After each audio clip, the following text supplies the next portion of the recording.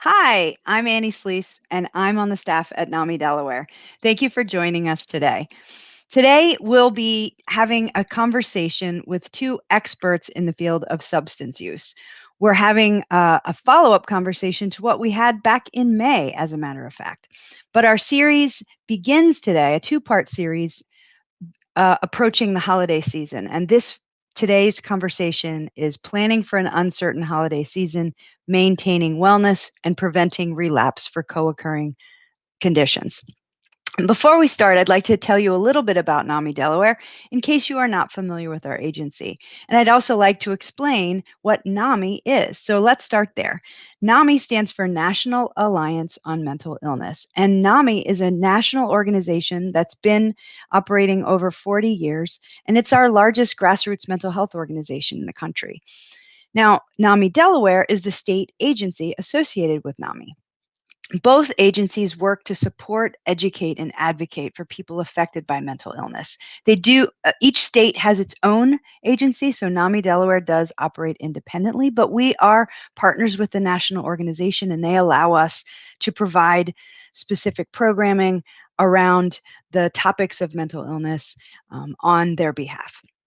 So, with NAMI Delaware, if you're interested in what we do, I would like to tell you we have a variety of virtual programming now due to COVID-19, but we also have other opportunities to get connected. So, visit our website at namidelaware.org to learn about our programs, support groups, our housing, and our helpline, just to name a few things. I do want to tell you about a couple of things that are coming up with us. We have two events that require registration in advance, and these are virtual events. The first one is actually tonight, Thursday, November 19th, and it's called Sharing Hope Community Conversations. And the topic today is resilience through gratitude. Tonight it begins at 6:30, and you can register up to an hour ahead of time. We also have another event in December 9th, that requires registration in advance. And that event is a webinar that's beginning a series will run all through next year. And this first session is on patient empowerment to improve the quality of patient care in psychiatry. Now, we do have the second part of today's Facebook Live conversation planned for December 10th, and that does not require any registration. Just like you're tuned in today, you can just hop on Facebook or view the video afterwards. And the second part of the series will be covering self-care strategies and a conversation for peers, youth, and families and loved ones, addressing this uncertain holiday season. Now, before we invite our guests in, I do want to remind you one more thing. You are not alone. This is a difficult time, and we want to make sure that you feel supported. We have on our screen right now some resources that you can take note of and access at any time. The crisis text line is a 24/7 crisis line that you can access via text if you're concerned about yourself or about someone you care about. And then here in Delaware, we have the Delaware Hope Line. You can call them at the number that appears on our screen, or you can also text 55753, text DE Hope. And that way you can get connected locally to crisis support. NAMI Delaware does offer a helpline. However, we are not a crisis response agency. So you're welcome to call our helpline during business hours and get connected to various referrals and resources that we can put you in touch with. But we are not a crisis resource. So we wanted to make sure we clarified that. All right. I think we're ready to get started, and I would love to welcome our two guests right now, Dave Humes from Attack Addiction and Bruce Johnson from PACE. Hi there. How are you? Doing well. I'm well, thank you. Great. So would either of you like to just introduce yourself, give a quick overview of who you are and why you're here? Alphabetically with Bruce. Okay. All right. My name is Bruce Johnson. I'm the director at PACE. We run a drug and alcohol treatment center. It's outpatient, and we've been around since 1987.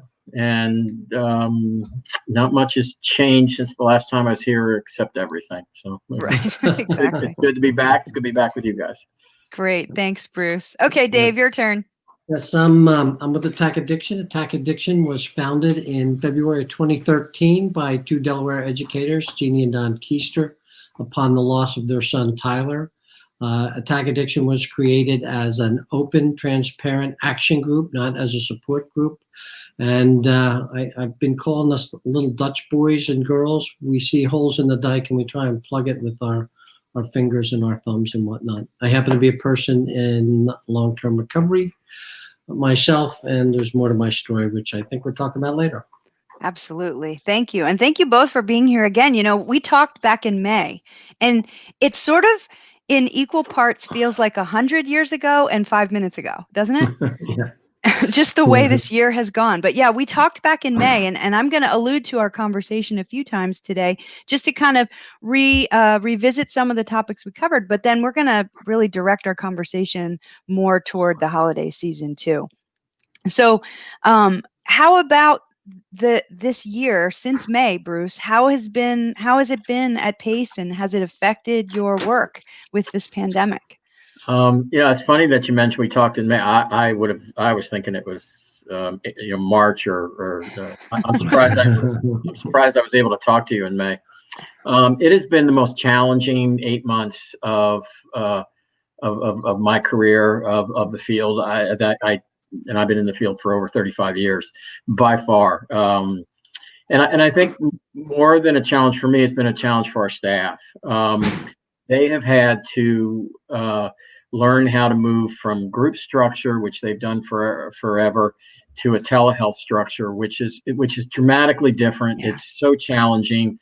As a facility, we had to change to it. It is better than nothing, and there are some conveniences to it, and there are some things that are really working on it. We're actually having really good show rates because clients don't have to drive to us; they can just get to work and get on there. So it's much more convenient for them in a lot of different ways.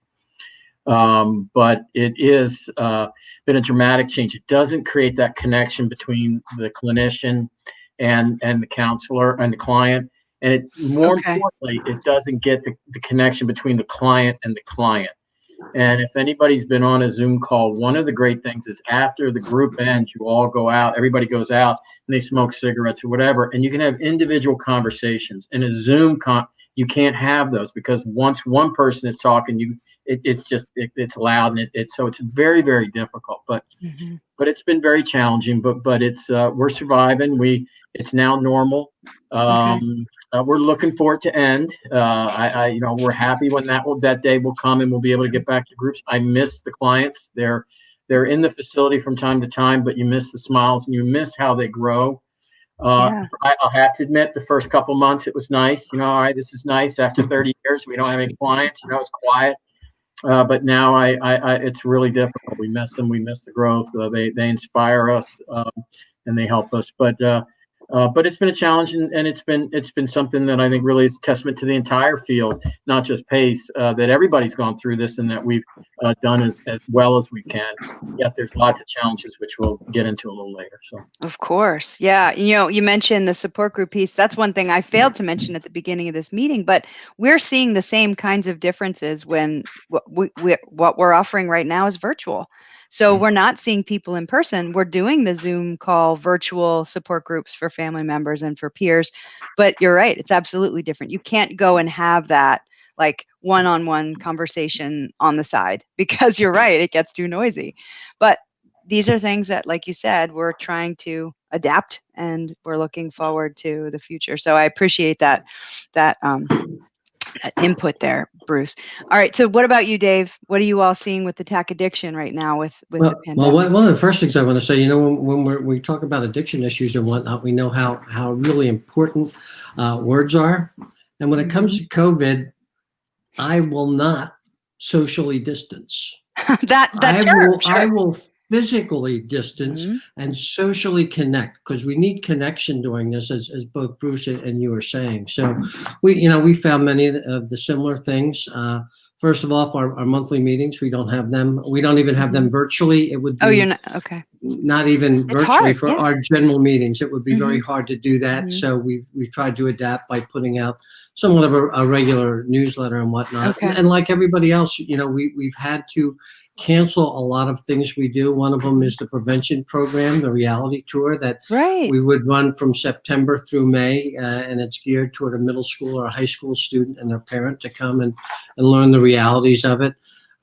We have several sober living houses, and we found that people, due to this pandemic, they have relapsed, and we've had to ask them to leave our houses. They've been in your homes and they relapsed? Yeah. Oh, Well, what wow. happened is That's when, hard. people were furloughed and laid off, and then they got the stimulus money, they had the two things you don't want to see people have when they're in recovery, free time and money, Right. and Right. that's caused Bunch a of lot time of, and something. Yeah. Right. yeah.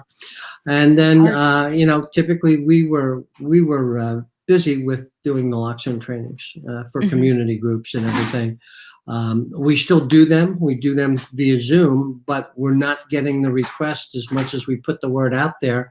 And we know that it's been interesting, because I was actually on another forum today, and they were talking about, they said social distancing, and because of this, when people who are in use are using, they're not around other people now. There's nobody to administer that naloxone, even if they have it.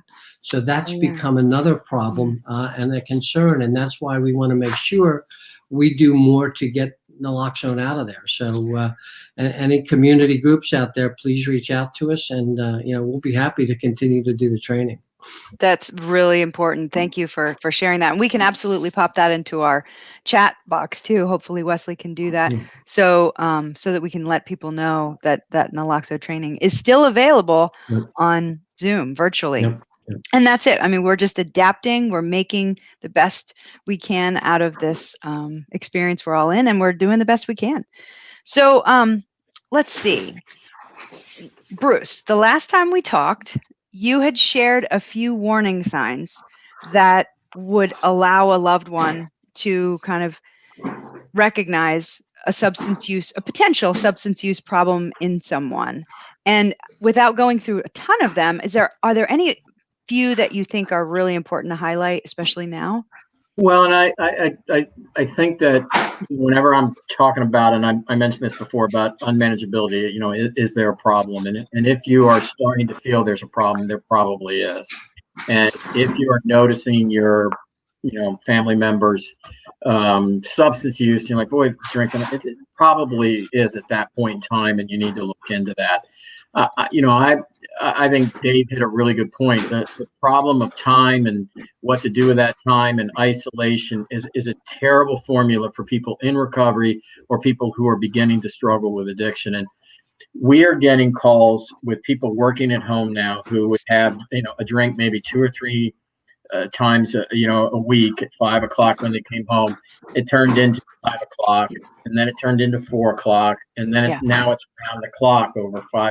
We're getting all these because they're home, right? Yeah, exactly. And the other issue too, and I just read an article. Somebody sent an article to me, and I just happened to read it, and it was so appropriate.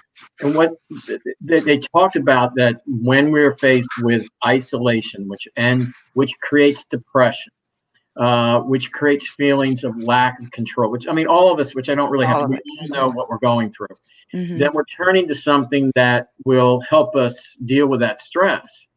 And for somebody who has a predisposition to alcohol and drugs, that's going to be what they turn to. And it's going to become a problem. And so, and you have the perfect excuse. Well, what do you want me to do? I got nothing else to do. I can't go anywhere. I'm not, drinking a whole lot. It's like the MASH episode. Right. And I'm not driving, right? They could say, I'm not driving.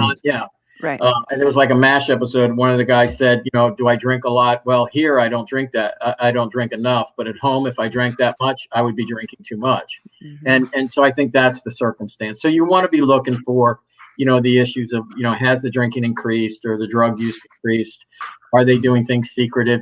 I always talk about, look at it from, is there legal issues?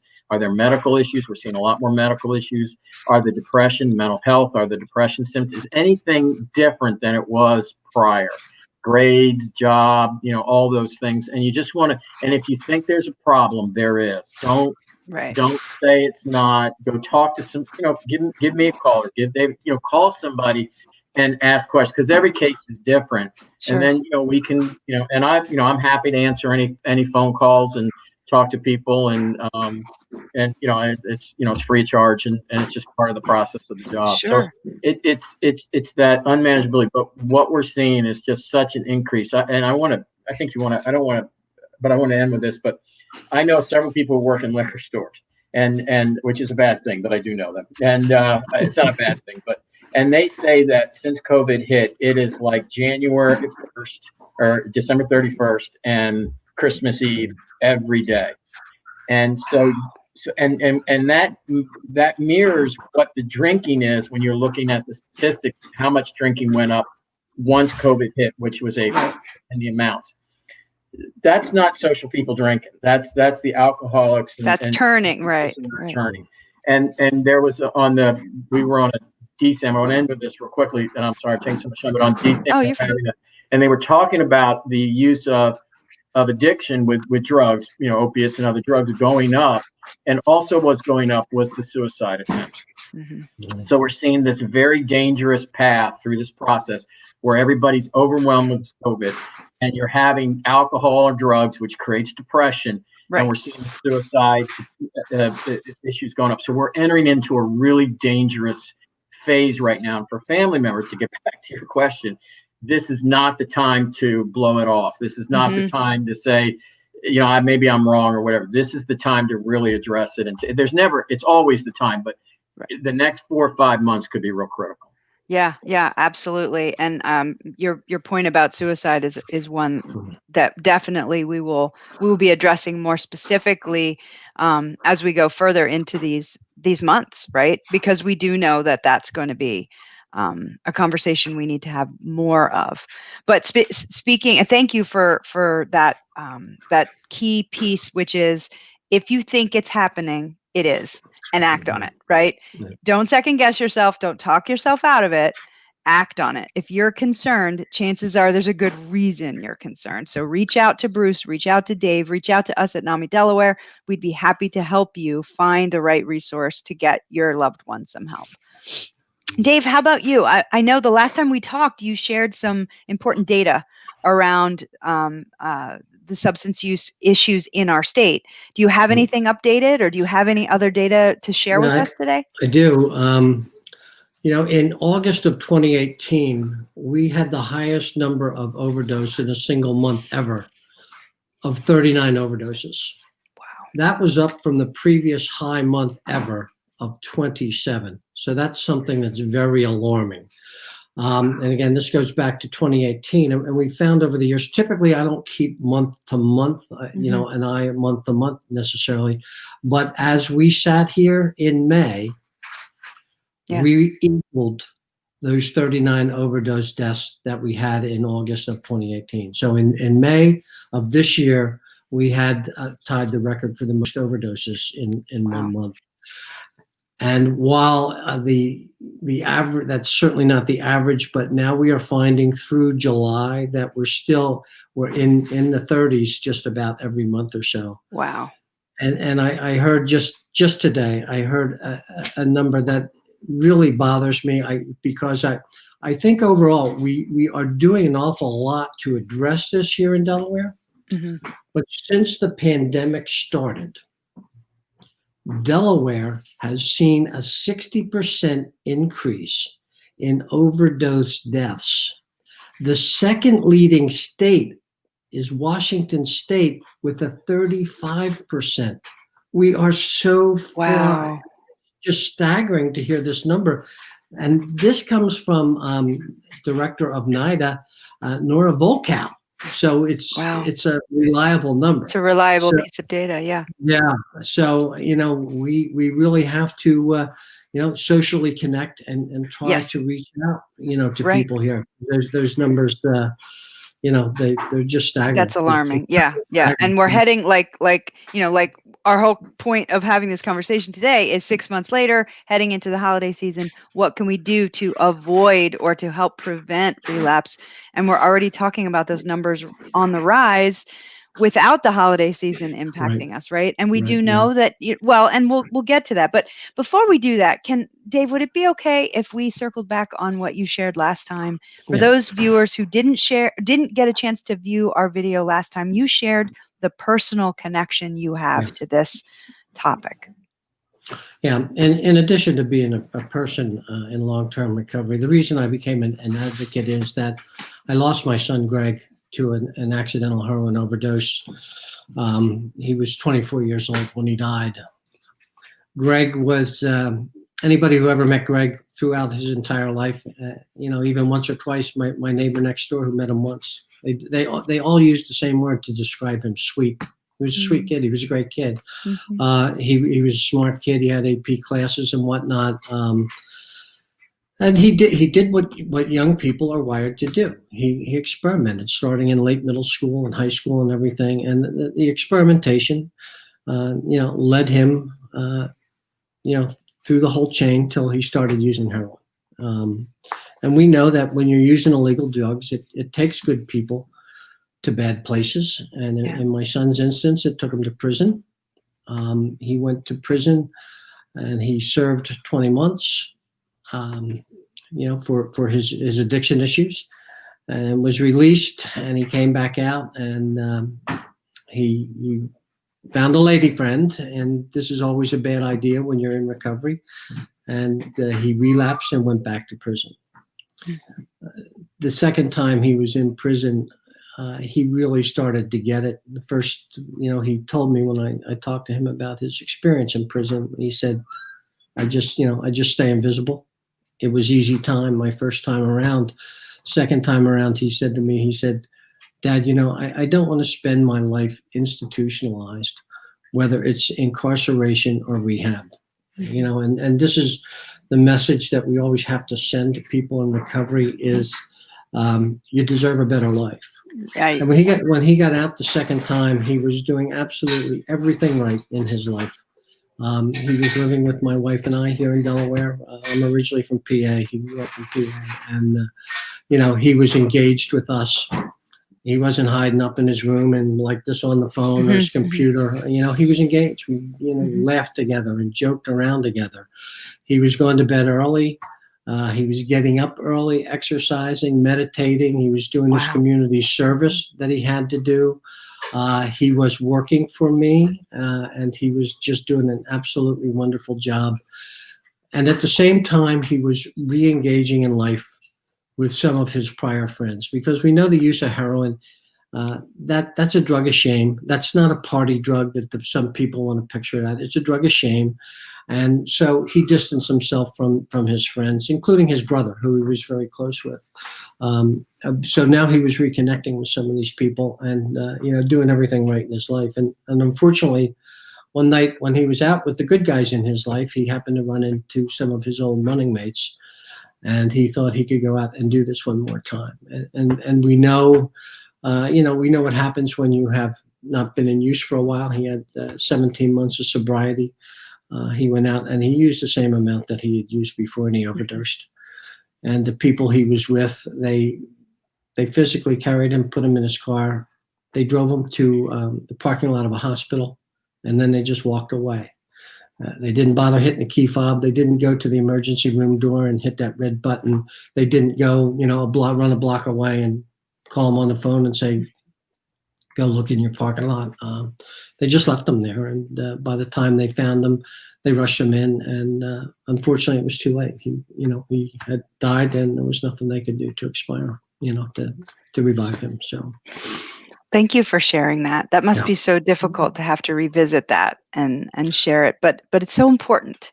Yeah, it's difficult this time of year because with many people, I think there's a lot of people anymore that their favorite holiday is Thanksgiving, and while Thanksgiving is going to be different for everybody, and there's going to be a lot of empty chairs this year due to COVID and addiction as well, but I always gathered with my family, and I gather with my family. There's a great word. It's saudade, and it's a Portuguese word, and it doesn't have a literal translation to English. But the best way to describe it is that sense of both joy and loss you can feel at the same time. The joy of being with my family but knowing that chair is empty and my son isn't there to enjoy it with us. Right. Wow. Thank you for revisiting that again. Yeah. And I know that's hard, but we really appreciate it. And I hope those who are viewing right now are having a chance to hear Dave's story and to understand. And if you are going through something similar, if you are using or if your loved one is using, there are people in your life who want to help you. There are people here in Delaware who want to help you. There are professionals like Bruce out there who can help you. And there are family and loved one agencies just like Attack Addiction who can help. So I appreciate that, Dave, very much. I do a little meditation thing each morning, and one of the things that I do every morning is, I say, let's remember all those we've lost to addiction. Let's give hope to all those who are still in use. Let's give strength to all those who are in recovery, and let's give peace to all those who have lost. Wow, that's beautiful. Yeah. I think I want to have that typed out. Hopefully Wes can type that out in our chat. That was beautiful. I'm going to put that on Wes right now and see if he'll do it. He might have to go back and rewind and replay that, but that was fabulous. Thank you so much, Dave. We really are grateful for you and all the work that you're doing here in Delaware. So our purpose today to talk was to look at this really weird holiday season and how those who are impacted by addiction might be affected. But before we do that, can I ask you just briefly, both of you, how typically do holiday seasons affect those impacted by addiction? Like on a typical year, not this year. Dave, you want to go first or you want me to? Yeah, go ahead. Recovery is really difficult because for a lot of different reasons. When you're getting sober in the holidays, as everybody knows, there's these expectations, and so you have these expectations, and it depends on where you are in your recovery. But the other piece of it is a lot of times when people who come from alcohol-related homes, have homes with addiction in it, if they're going back to that family, that becomes very difficult because now they're trying to live a sober life, and that becomes a challenge. And for family members who grew up in alcoholic homes, going back to that is just as difficult. So it's always a challenge. What I always found interesting when we're going to share all these 24-hour AA meetings and NA meetings, what I always found interesting was that one of the reasons that they have those meetings around the clock is for those people who don't have anywhere to go, or who do have someplace to go, but it's so dysfunctional. Even if spouses or whatever, they're married, but their spouses, they're married and they're sober, but their spouse isn't.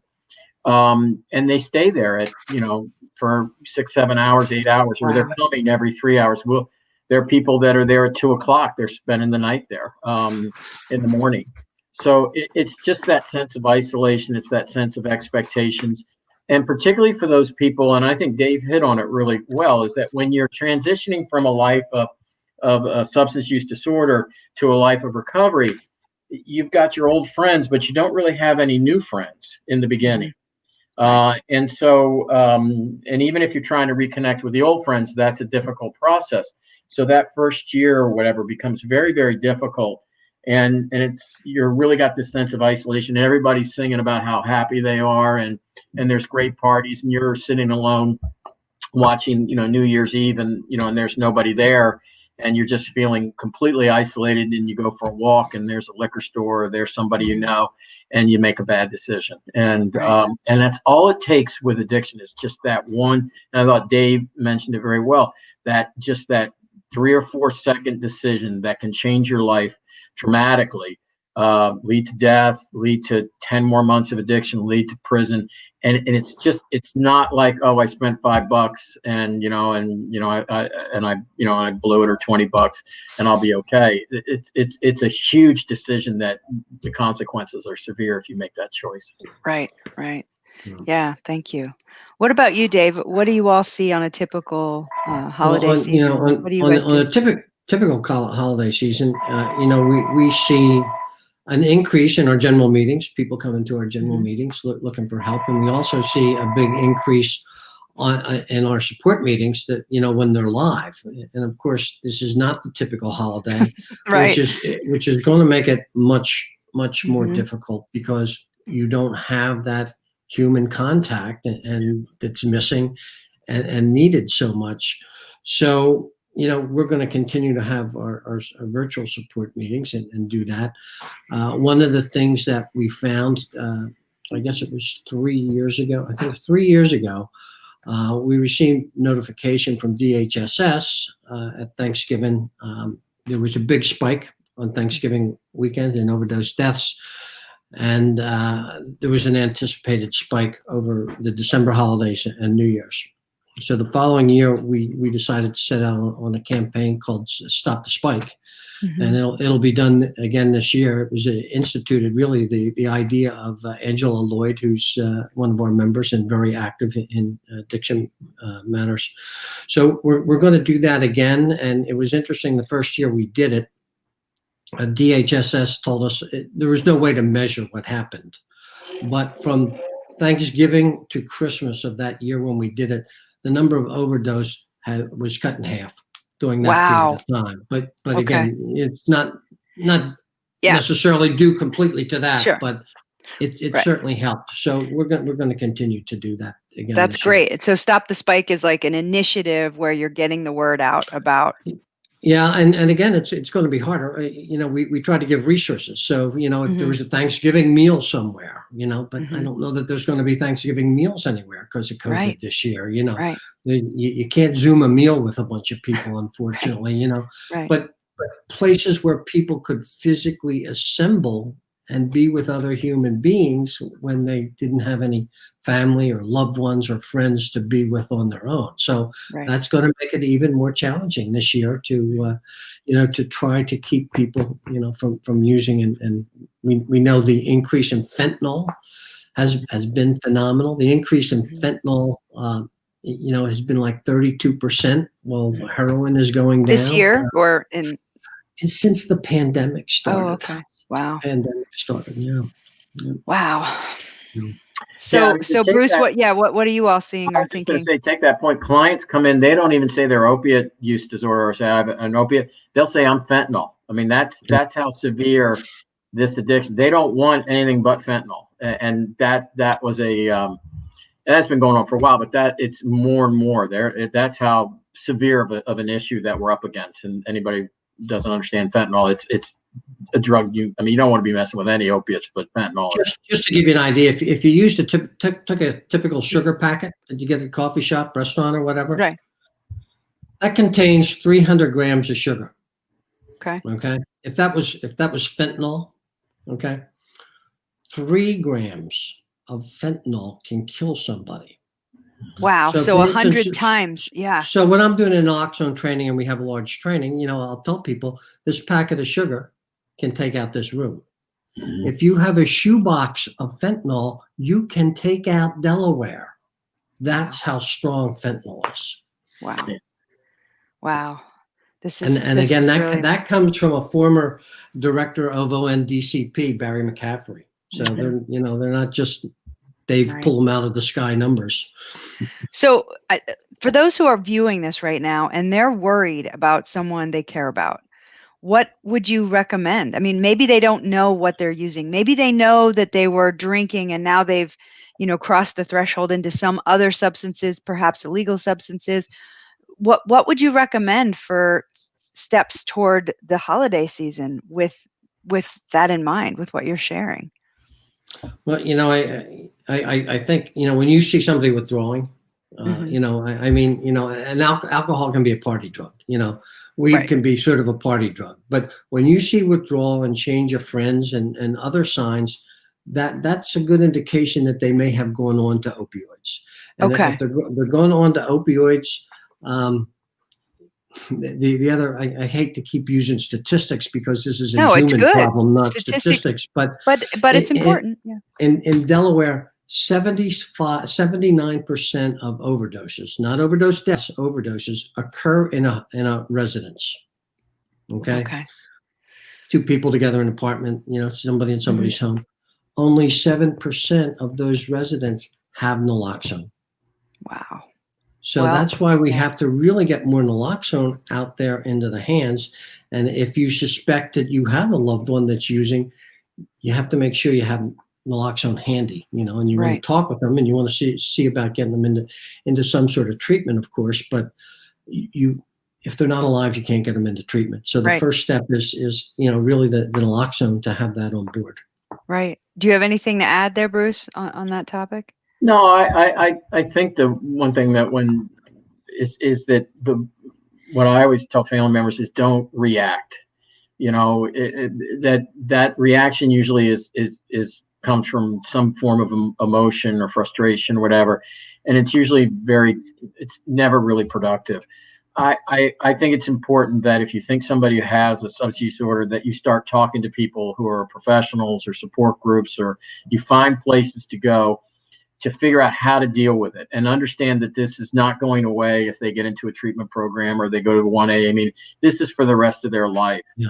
So you have to think, excuse me, I don't mean to say have, but it's important, in my opinion, that we think in terms of, okay, how do I want to respond to this as a parent, as a family member for the rest of my life, and set up boundaries. So if I'm have a substance use disorder and you're reacting to me, I can defend that all day long. Right. I can manipulate you. That's what I do for a living. But if you've got a plan and you state that plan and it's thought out, I might be able to defend that off for a while, but eventually, it's going to have an impact on me. And the other thing I always tell family members is you almost have to kind of come up with an idea. And I think I said this last time, is how do you want to live your life? With this person who is struggling with addiction. And I don't mean give up on them. I'm just saying, how do you want to live your life? And that's important, because that puts the focus on yourself. Right. And so much of family members is the focus is on the substance use, as it should be. I'm not saying no, but you lose yourself in that. And I That's think right. you need to make decisions that, okay, how do I want to live? And that can be anything. There's no right or wrong answer. And that's part of that process. So, and that takes a while to get that answer. And so therapists or whatever, Al and I talk to people who've been recovered. TAC addiction is a great place to find people that have been through it. And you got, 50 people and say, well, and you listen to all 50, you're going to come up with a plan that works for you. Sure. And so that's kind of that's what I always say in this time. And I think we've hit on the fact that this is going to be an unbelievable next few months, and having a plan now is even more, because if not, you're going to be dragged down emotionally with them in a time where we're all going through our own COVID stress. And do family members have the ability to be dragged down as well too? So there's so much at stake right now. Unfortunately, I hate to be doom and gloom, but Well, I think reality is an important part of this conversation. I think having hope is important, but I also think statistics and facts and realities are important to this conversation. And those who are tuned in are likely invested in this conversation for personal reasons, and they need to hear this from us. So, and from you, really, not from me. I'm just here to facilitate the conversation. But so, what would you say to someone? And this really goes to either of you, either in active use or who has a family member in active use heading into the holiday season. Is there, do you have a message for them right now? Well, my message is always to reach out. You don't necessarily need to enable them, but you want to reach out to them. You want to let them know that they're your loved ones. You love them. No matter what they do, you love them. When they're ready, you're here to help. And there's nothing that you won't do to help them. But they have to take that step and come to you, because you can't force it on them. We know that. They have to be ready. They have to want to commit. And when they start to commit, you want to try to find, or have them find, what's your motivation for this? What's your motivation? Right. My own addiction issues, I had a 2-month-old and a 14-month-old. My motivation is I wanted to see them grow up. And the irony of my story is they saved my life, and I could not save Greg's life. That's the irony. Wow. You're saving a lot of lives, though, Dave. You are in the work that you're doing. Greg is. Greg is Greg living is. on. That's right. Greg is living on through all Yeah. the lives that you are touching Yeah. and saving. Yeah. Okay, we weren't supposed to get emotional during this, but this is such a powerful conversation. I'm so grateful for you both. So, before we wrap up, I know we had talked. We've kind of alluded to a variety of resources. Bruce, you had a bunch of resources. Do you want to talk about some of those now? Well, you're asking me to remember all those resources. Well, I think Wes is going to put them When in I the had for chat. lunch, that Yeah. we gave them. Yeah. There's a bunch of, one of the things that I talked about, the 24-hour meetings, and there's a bunch of virtual meetings, and one of the good things about virtual meetings is if you're having a tough time with your family, or in an Al-Anon or AA or whatever, NA, go to a private room and you can have an AA Or go in meeting. your car, right? Yeah. Yeah. So it really Yeah. has an advantage. And there's international. I mean, I talk to people all the time. They're going to meetings in Ireland. They're going to meetings Oh, wow. in Australia. Some of you have even, picked up some meetings, English speaking meetings in these other countries. So it's just, they're going all around the world with these meetings. That's But neat. our local Jesus House is having a 24-hour virtual meeting. I know Westminster is having live meetings for those people that want live meetings, which I think is everybody has to make their own choices with that. But I think it's important to stay in touch, and I think it's, they're not live, so I'm not going. I don't like virtual. I think that's a mistake. You have to choose one or the other and fight through it, because I think that isolation is really dangerous. And the same is true for family members. With Al-Anon, or whatever the meetings are out there, just go and any type of support you can have, any type of connection. It's just, we're just going to have to make the best of it. But there are NA and AA meetings. There's other support groups. There's churches. There's refuge recovery. There's, it doesn't have to be 12-step. There's no wrong way to get sober. Right. Just find what works for you, and the key is keep doing it. Right. The issue is when you make that 5-second decision, which can change your life, or you stop doing what's working. And it's just, that's the fragility of recovery. Yeah. Thank you. And Hero Help has put together a program, Parents Empowering Parents. It's not limited to parents, of course, but basically it's a group of people that if you discover you've got your loved one in addiction, that you can reach out and talk. We'll have somebody contact them and talk to them.